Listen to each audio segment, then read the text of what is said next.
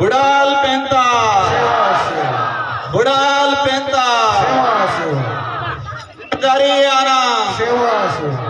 जिम्मेदारी जाना। आप सभी को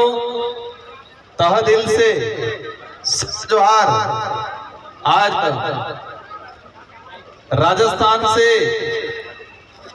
नागांव बस्तर छत्तीसगढ़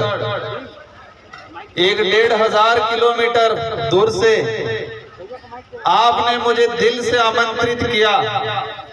और मुझे एक सौभाग्य मिला। और आप सबका जो प्रेम, आप सबका जो स्नेह, आप सबके अंदर एक अपनत्व की भावना ने हमारा दिल जीत लिया। आज गोरवाड़ा समाज समन्वय समिति के द्वारा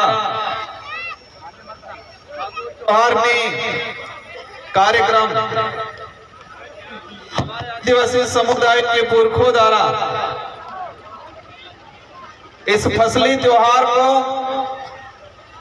पूरे देश के अंदर मनाया जाता है। ये कि अलग अलग के अंदर प्रकार अलग अलग नाम से संबोधित किया, लेकिन ये जो फसली त्योहार, इसके बारे में जैसे मैंने समझा, मेरे इलाके के अंदर हम भील समूह से आते हैं, आदिवासी समाज का डीएनए, और ये आदिवासी समाज का डीएनए होने की वजह से आदिवासी, और यही आदिवासियत आज आपके बीच में खिंच साथियों, मंच पे विराजमान हमारे समस्त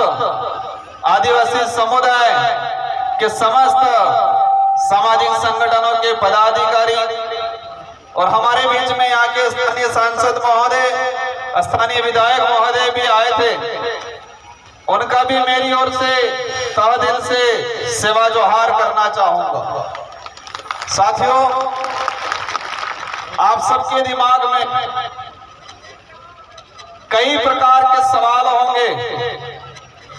कई दिनों से प्रचार प्रसार चल रहा था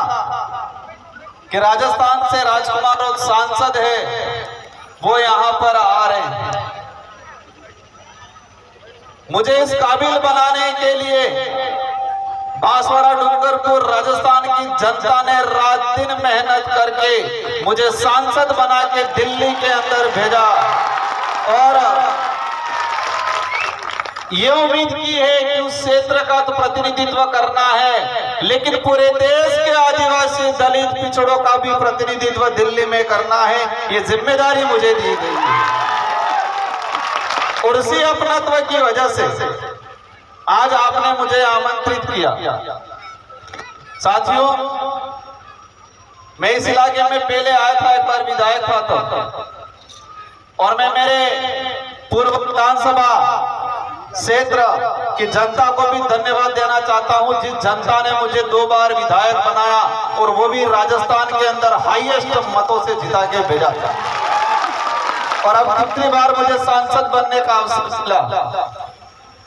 2 बार विधायक, 1 बार सांसद बना, जनता ने बनाया।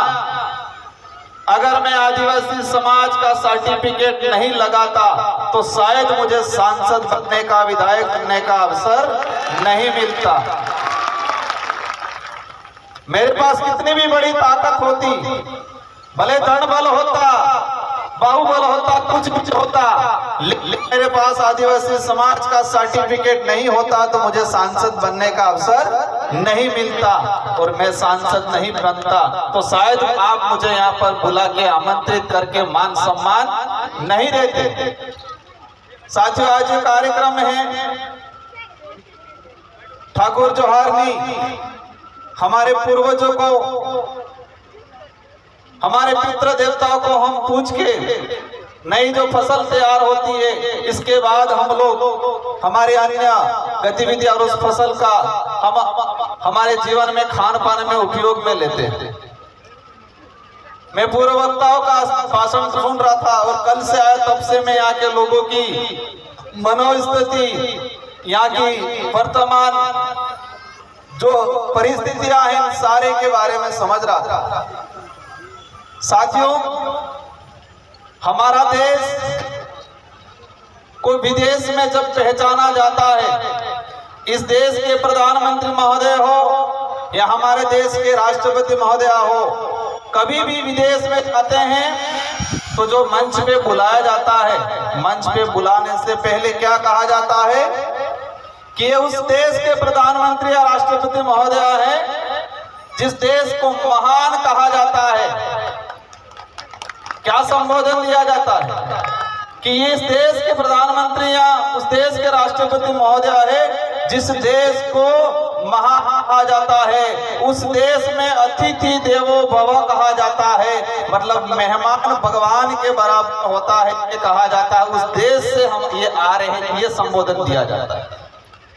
ये संबोधन दिया जाता है कि भारत देश में विविधता होने के बावजूद, अनेक धर्म, अनेक संस्कृति, अनेक जाति होने के बावजूद